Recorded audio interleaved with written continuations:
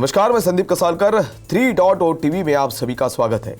Web 3 world से जुड़ी नई खबरों के साथ आइए देखते हैं क्या कुछ हुआ वेब 3 की दुनिया में। सबसे पहले रुक कर दे हेडलाइंस की ओर। यूएस स्टॉक्स को ट्रैक करते हुए क्रिप्टो करेंसीज का नुकसान हुआ कम। बिटकॉइन ने किया $20,000 के करीब ट्रेड। कोर्ट ने टेरा के डो कॉन के नाम जारी किया गिरफ्तारी वारंट।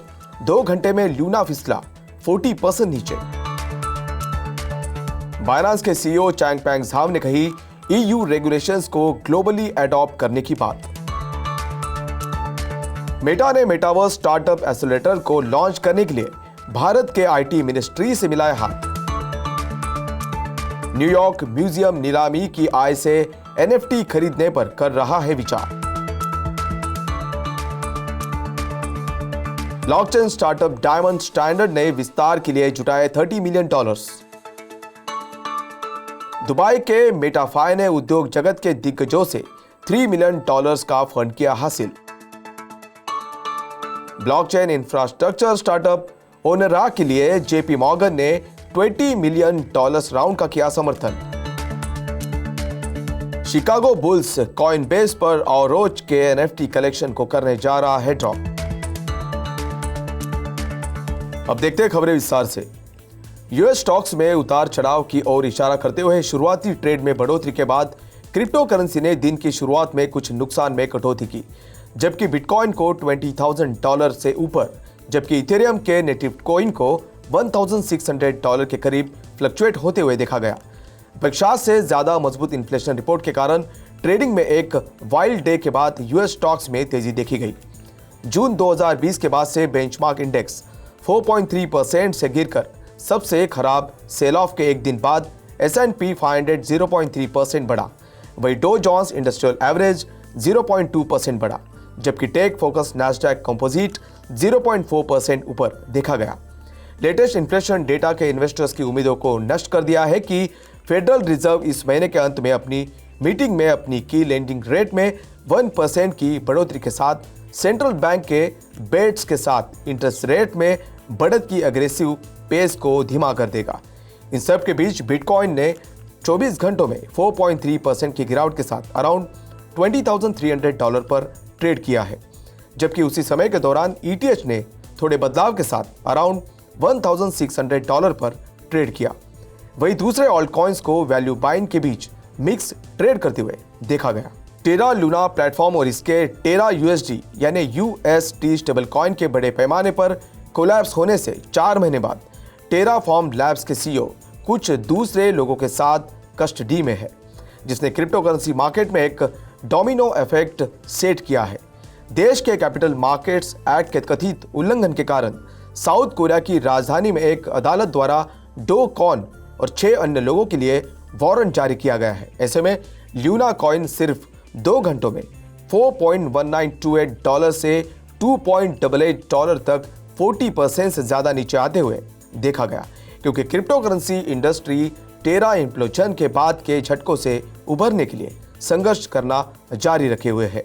बाइनांस के फाउंडर और सीईओ चैंगपेंग झाओ ने बुधवार को पेरिस में हुए बाइनांस ब्लॉकचेन वीक में बोलते हुए कहा कि क्रिप्टो एसेट्स या MiCA लेजिस्लेशन में यूरोपियन यूनियन के मार्केट्स रेगुलेटरी ओवरसाइट के लिए ग्लोबल स्टैंडर्ड बनने की संभावना है।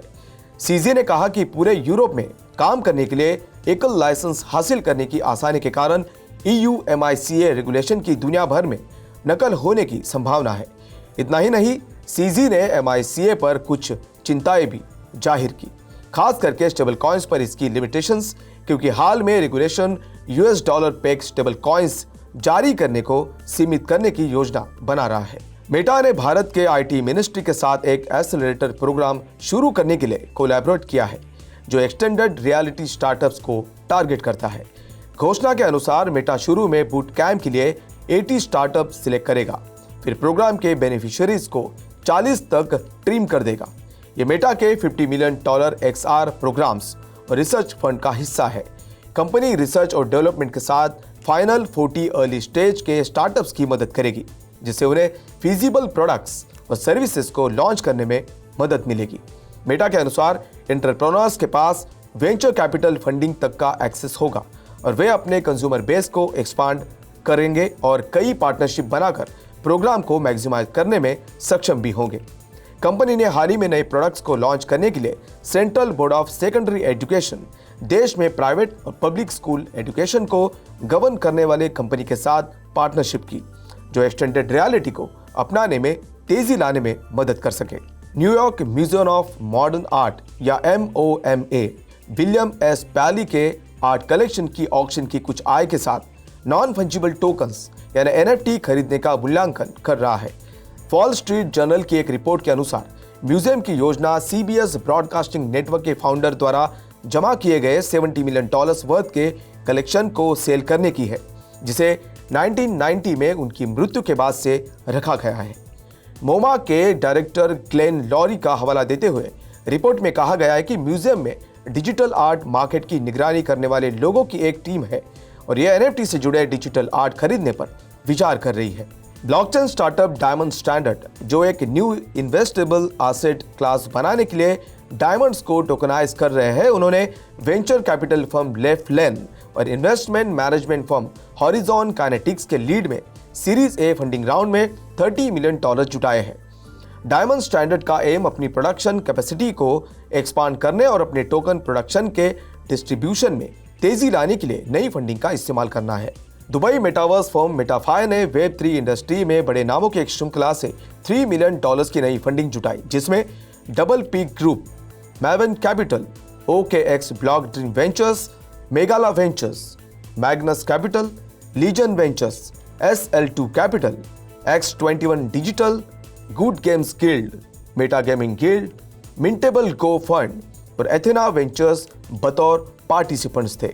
अपना पहला main product trading metaverse Metafi अपने यूजर्स द्वारा गवर्न नए टाइप के सोशल ट्रेडिंग एक्सपीरियंस की पेशकश करने के लिए फंड का उपयोग करेगा। इस साल के अंत में प्लेटफॉर्म लॉन्च के लिए 90,000 से ज्यादा लोग वेट लिस्ट में है।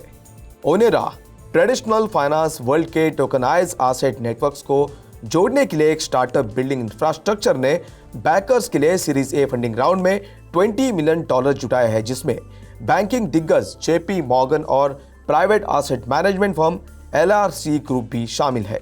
ओनेरा ट्रेडिशनल फाइनेंस कंपनीज द्वारा लॉन्च किए जा रहे टोकनाइज्ड प्लेटफॉर्म्स और ट्रेडिंग इंटरफेस को जोड़ना चाहता है।